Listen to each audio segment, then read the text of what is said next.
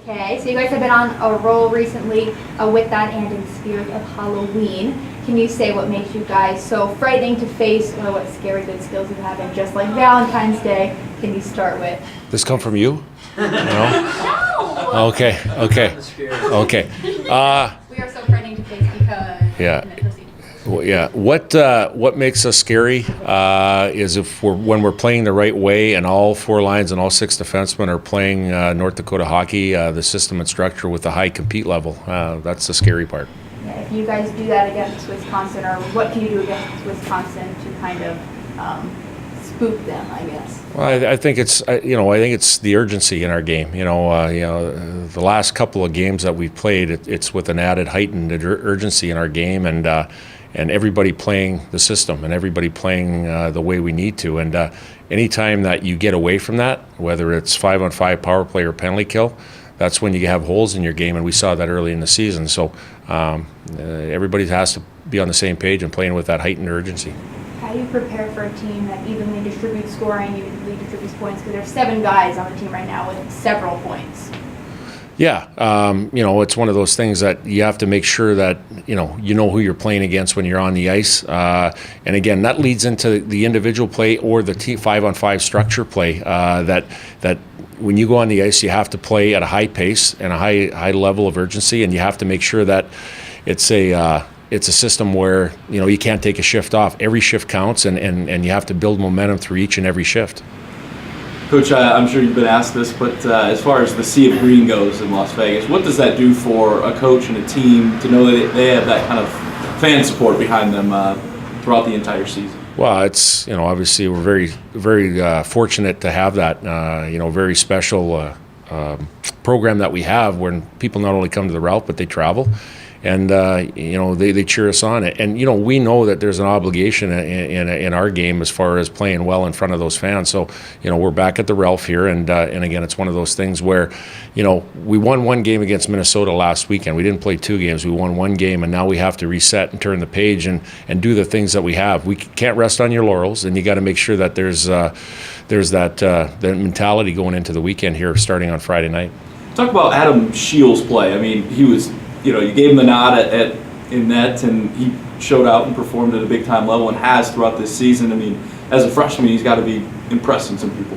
Yeah, and again, it's a small body of work so far, but it's a good body of work, and that's what we ask our players. We at the beginning of the year when we were in here, you asked about who's going to be taking the net, and we said, well, each guy's going to get an opportunity, and they have, and Adam has embraced it, and he looks calm in the net, poised, and that was a kind of a stressful game in Vegas with a top end opponent in an environment like that, and he checked that box. So again, now it's another test this weekend against a very good Wisconsin team here at home, and again, it's one of those things where you have to adding to the body of work and not relying on what you've done in the past. The Pullman and Shaw pairing were a force to be reckoned with on Saturday. How big is it to have those two connecting on defense? Yeah, that's a good point. I think when you have 2 older guys, experienced guys, and us having the last change, we get to manage who they play against, and that's a big deal. And I know early in the year, we're trying to spread out an older guy with a younger guy to help them out. But I think now, especially at home, when you have the last change, it's a big deal to try to negate or try to neutralize the other team's top line. So again, they've feed off each other. I know Colton Pullman played on the right side last year with Christian Wolanin, and coincidentally, both his goals came off of the right side in Vegas. So he can handle pucks. He can come off of the weak side and get to his shooting angle and do that. So I think it's something that he's comfortable with too. Right, result-oriented, obviously, and the results have been positive the last 2 games. How far does that go with the team in convincing them that this is how we got to play? Well, 100%. That's what it's all about. You can keep preaching to the players as far as stay with it, to finally have a result that gets their attention right away. And I think we were playing okay at the beginning of the year. The inconsistency and a few different things led to the demise of not getting the result. But now we've got the result. We played pretty close to 2 60-minute games last game against Mankato and against Minnesota. And now, it's proof in what we do as far as you'll get that result if you stay with it. So, yeah, absolutely. It's something that reinforces what we're doing here to our players. Haji had a tweet this week about the possession numbers, and they're insane. How much do you guys use that with, when coaching and mentoring your players? Do you talk about those numbers? We talk about it all the time. When you talk about possessing pucks, there's a lot of thing that goes into possessing a puck. It's winning the initial faceoff, which we take pride in over the last few years. It's about handling pucks through the neutral zone. It's about being effective, not only giving a good pass, but handling a good pass. And then when you finally get to the offensive zone, it's not just being one and done. And you got to protect the puck. You got to be hard on a puck. So I think it's all parts of the game that lead to possession time. That goes part to the mentality and what we do here. And again, that's something that we have to make sure that we continue to do here going forward. And also, going on Haji's stat there, Brad had a tweet about shots on goal. That's a big deal. Other than the 5-minute major, about not giving up a lot of opportunity to the other team, and that goes to the possession time too. Haji had another tweet that said he was leaving here. Oh, he's leaving? I didn't hear that. Is there? You don't know. How do we convince Haji that Kansas City's not the place for him? Well, there's a few things. Probably the first one is his wife.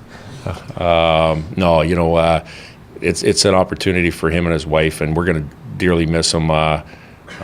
Believe me, I'm begging him every single day not to leave, so I'm trying to do my part. But he's been here for 23 years. He's done an outstanding job. He set the bar. That's what North Dakota is. It's excellent in everything that we do here because we take pride in it, and he's proof of that. But again, it's one of those things where that's part of life. That's change happens, and we're going to have to make sure that we move forward here, even though that he's not here. We'll have to keep moving forward. What do you like? What do you like about Mark Sinden's game? Well, again, when you talk about North Dakota, you talk about guys that know what their role is, and he's a guy that came in here, and there's not a coincidence. He won at the high school level, he won at the junior level, and he was a captain of both teams, and he's a winner wherever he goes. But I think he not only maximizes what he does on the ice within his role, but he makes everybody else around him better too. He's a fun-loving guy. He works extremely hard, and he does everything to the max. And when you check those boxes, you can't have enough of those people in your group. What were your thoughts Saturday night? He drew 2 power plays for you guys and seemed to really get that line going. Yeah, well, again, that's what he does. He within his role, I think he's a very good two-way player. I think he can win draws. I think he's very good defensively. I think he finishes checks. I think he has some offensive parts to his game that if you kind of consistently do all those things, you're going to generate positive play, whether that's scoring a goal with your line or whether that's just getting a positive shift in momentum. And again, he's done that consistently as a young guy coming in the lineup. And you know what I really love the most about it?